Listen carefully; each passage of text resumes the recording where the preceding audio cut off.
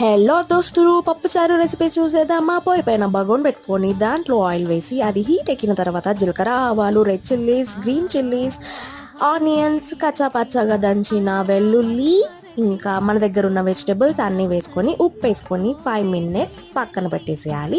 ఉప్పు వేయడం వల్ల వెజిటబుల్స్ మంచిగా తొందరగా ఉడికిపోతాయి. దీంట్లో పసుపు వేసి, ఈ డేస్లో అందరూ పులుపు తక్కువ తినడం ప్రిఫర్ చేస్తున్నారు కాబట్టి కొంచెం చింతపండులోనే ఎక్కువ వాటర్ తీసుకొని ఆ వాటర్ని కూడా ఇందులో వేసేసేయాలి.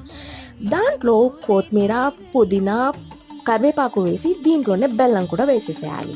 మంచిగా కలుపుకొని ఇప్పుడే టేస్ట్ చూసి ఉప్పు ఏమైనా తక్కువగా ఉంటే వేసేసేయాలి. ఆ లోపు పక్కన పప్పును రుబ్బుకొని ఈ మరిగే వాటర్లో ఆ పప్పును కూడా వేసేసి మంచిగా మరగనివ్వాలి. ఆయిల్ కొంచెం పైకి తేలితే పప్పు చారు అనేది రెడీ.